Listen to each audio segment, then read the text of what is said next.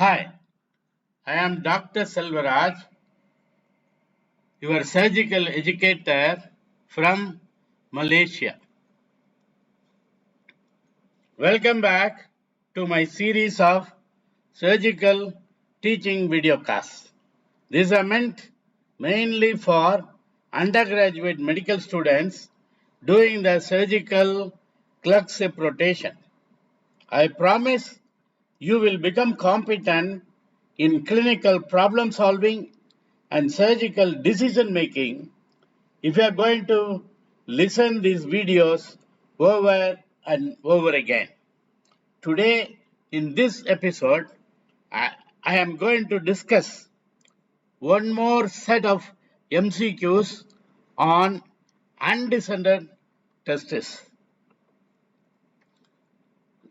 So as you know, I need not emphasize the importance of MCQs for medical students because all the exams, whether it is your qualifying exams like MBBS, MS, MRCS, etc., or your competitive medical entrance exams like NEET PG, NEET SS, FMGE, USMLE, UKMLE, AMC, whatever the exam it may be, all exams, they are assessing you only by giving MCQ questions to you. So you all know how important it is, how to approach or how to, answer these MCQs. So these series of MCQ videos will give you a systematic way of revising the whole spectrum of general surgery topic by topic. So today we are going to discuss exclusively 10 MCQs only on undescended testis. Okay, but before going to discuss the 10 MCQs, I want you to watch my video in my YouTube channel on undescended testis. By clicking this link, you can go and watch that video. Please watch that video first and then come back here. Then we will discuss the 10 MCQs. As you know, I am sharing my mind maps also for all these MCQ videos. So undescended testis, here is the mind map. So whatever you have learned by watching my video, everything is there in this single page. So here in this mind map, you can learn what are the various types of, the undescended testis or cryptorchidism, what is the etiology, what are the clinical features, what are the complications, the pre-op complication, what are the workup or what are the investigations, and how to treat these cases, the treatment. So you can pause this video and you can read all these things and learn it thoroughly. So now we are going to MCQ number 1. Number 1, a 9-month-old male infant is brought in for a routine checkup. On examination, the right scrotum is empty. Testis is not palpable both in the inguinal canal or scrotum. What is the next best step in the management? A. Observe for another year. B. Ultrasonography. C. Diagnostic laparoscopy. And D. MRI abdomen. The correct answer is, of course, C. Diagnostic laparoscopy. Why it is correct? Non-palpable testis after 6 months of age should be investigated because after that usually it won't descend, but up to 1 year there is a chance. Laparoscopy is both diagnostic and therapeutic for intra-abdominal testis. Not only we can diagnose intra-abdominal testis, we can do laparoscopic orchidopexy also in the same sitting. The choice of A is incorrect because waiting beyond 6 to 12 months increases the risk of both infertility and malignancy. B is also incorrect because ultrasound has low sensitivity for non-palpable testis. The choice of D is also incorrect because MRI, number one, it is very expensive and less sensitive than the laparoscopy. So the best investigation or the best next step here in this patient is diagnostic laparoscopy. Reference, two references I have given, Campbell-Walsh Urology 12th edition and Nelson's Textbook of Pediatrics 21st edition. MCQ 2, a 7-month-old boy present with a testis located at the external inguinal ring that can be manipulated into the scrotum but retracts immediately. What is the most likely diagnosis? A. Retractile testis. B. Ectopic testis. C. True undescended testis. And D. Vanishing testis syndrome. The correct answer is, of course, A. Retractile testis. Why it is correct? Because a retractile testis is due to overactive cremasteric reflex. It is not a true undescended testis and it requires only observation. You need not do any surgery. B is incorrect because ectopic testis lies outside the normal path of the descent, maybe in perineum or even in thigh. C is also incorrect because true undescended testis cannot be manipulated into the scrotum. D is also incorrect because vanishing testis is due to fetal post-tarsal atrophy that results in absent testis on exploration eventually.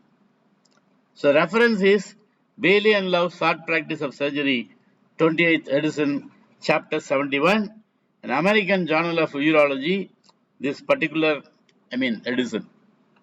Coming to MCQ 3, a 3-year-old boy present with a right impalpable testis.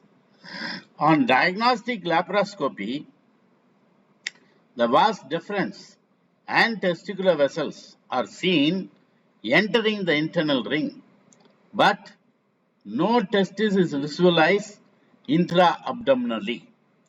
What does this most likely indicate? A. Testicular torsion. B. Ectopic testis. C. Vanishing testis. D. Retractile testis. Of course, the correct answer is C. Vanishing testis. Why that is correct?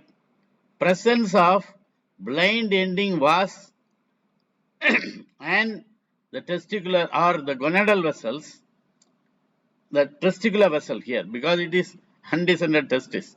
The testicular vessel suggests antenatal torsion during the fetal period and resorption of the testis, which is called vanishing testis.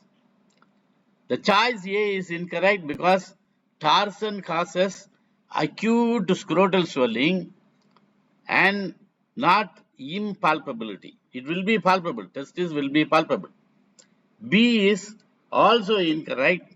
Ectopic testis lie outside the normal descent of path. D is also incorrect because retractile testis can be brought into the scrotum.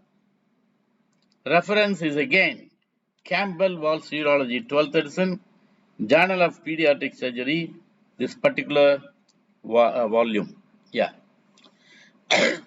Coming to MCQ number 4, a 2-year-old boy undergoes orchidopexy for undescended left testis. Histology shows absence of germ cells.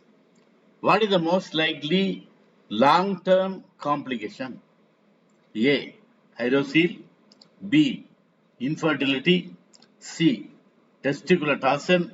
And D. Epididymis. The correct answer is B. Infertility.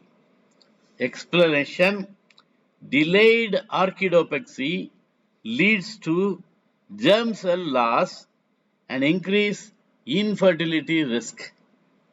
The choice of A is incorrect because hydrocele is unrelated to the undescended testis. C is also incorrect. Torsion risk is not significantly higher after post-orchidopexy. D is also incorrect because epididymitis is uncommon in children.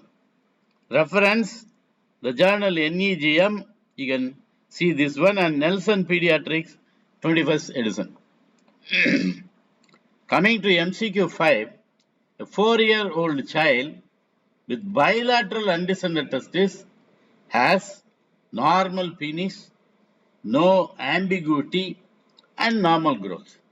What investigations should be done to rule out an underlying genetic disorder? A. Karyotyping.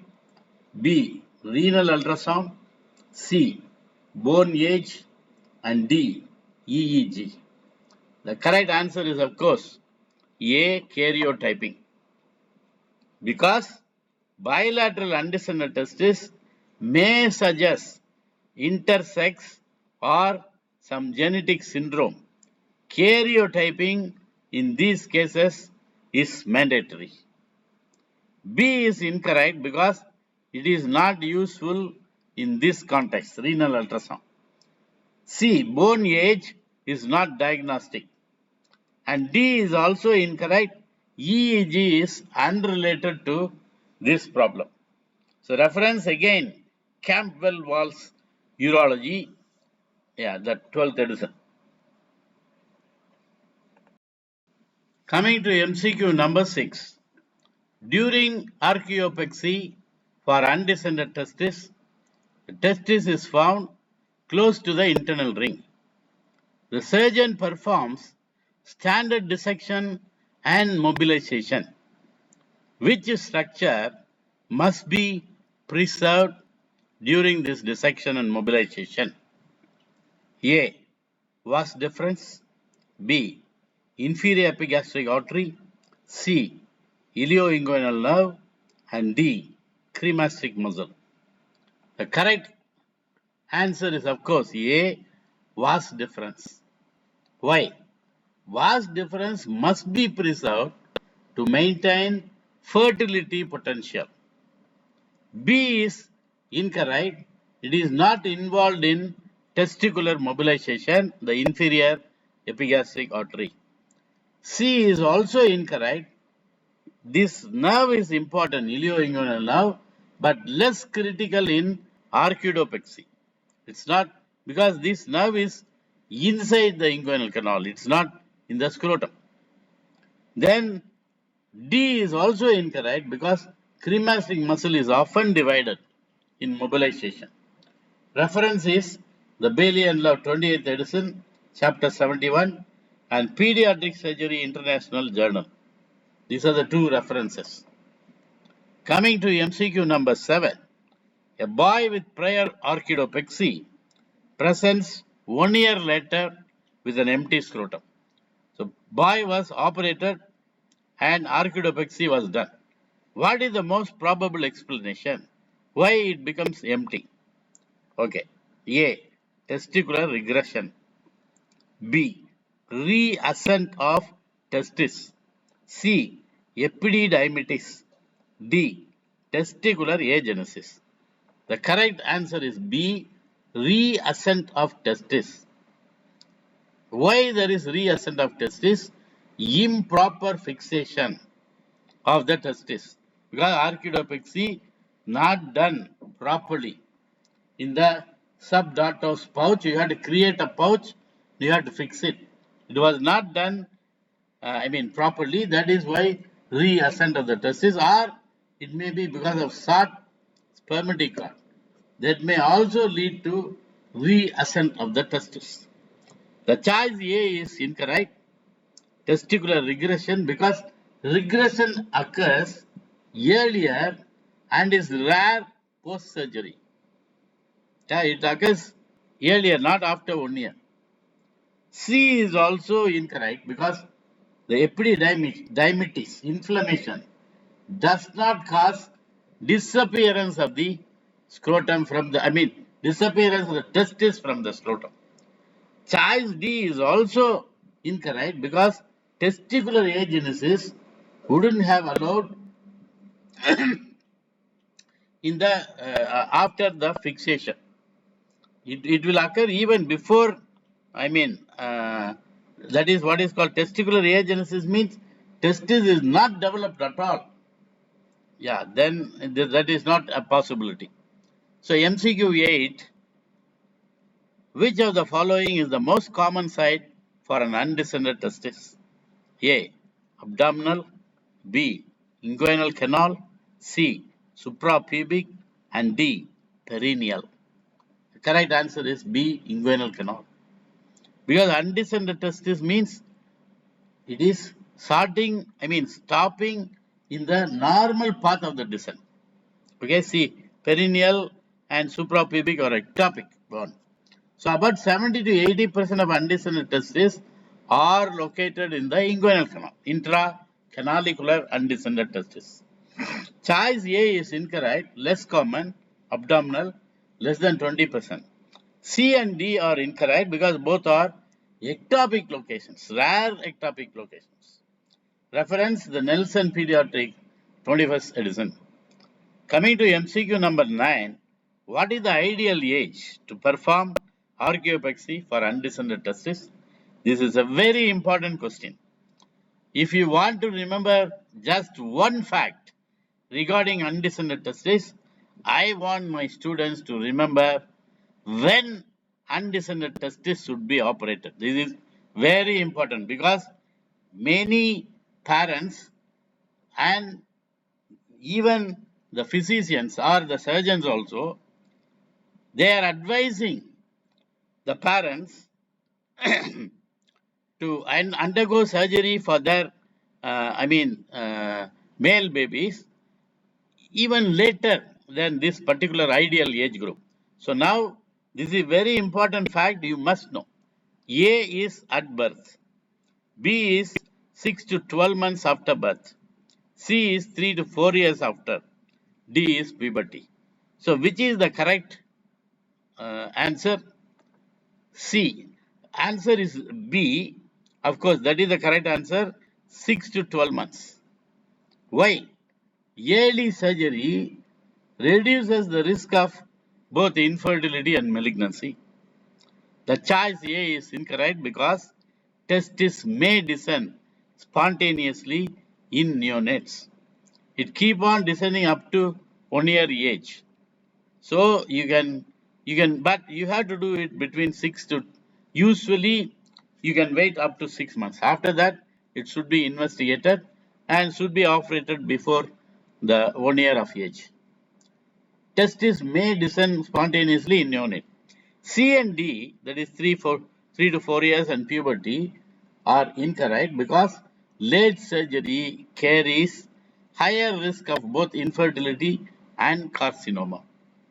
That is why the ideal age group is between 6 to 12 months of age. Reference EAU Pediatric Urology Guidelines. Coming to MCQ number 10, which is the most common complication of untreated undescended testis? A. Hydrocele. B. Testicular cancer. C. Urinary tract infection. And D. Erectile dysfunction. The correct answer is, of course, B. Testicular cancer. Because the cryptorchidism increases the risk of testicular germ cell tumor. That is the very dangerous complication. Testicular cancer can occur. That is why undescended testis should be operated. Choice A is incorrect because hydrocele is not associated with undescended testis. Choice C is also incorrect because urinary tract infection is not associated with undescended testis. Erectile dysfunction is also not associated with undescended testis. Even if it is there, it is very rare. Reference is NEGM journal. So I am sharing so many references. The first two are problem-oriented book, Hunter Marshall's Clinical Problems in Surgery. See, they won't discuss disease-wise or system-wise. Both the books, this Hunter Marshall and Clinical Surgery Made Easy, a companion to problem-based learning by Mohan D. Silva. These two books are problem-oriented books. All other books are case-based learning. You can use this one. 100 cases in surgery, case files, all other books are there. So this link you can click. This is my link for the various books available for general surgery for making of a surgeon. So this also you can click and watch. What are the various books available? You can case-based books also I have said. So many books are there actually. Apart from, of course, you have to read Bailey and Love. This is supposed to be the Bible. And maybe nowadays the Indian book SRB is also they are reading. Or you can read Sebastian also for all these entrance exam. But majority of your MCQs are not going to be recall questions anymore. So everything is going to almost 80 to 90% of your questions are going to be case-based scenario. So it is better to practice the questions here along with the explanation in all these books. Then you can appear for this competitive examination with confidence. So this is my own ebook I have created for my students. I am sharing it free with you, all of you. You can click this link and you can download this book. This is a very good book containing more than 120 cases over the whole spectrum of general surgery. The same book, I have made videos. This book has got 9 modules. All the 9 modules, each modules, I made one video. Okay, teaching video. You can click this one and you can watch all the 9 modules which are there in this book.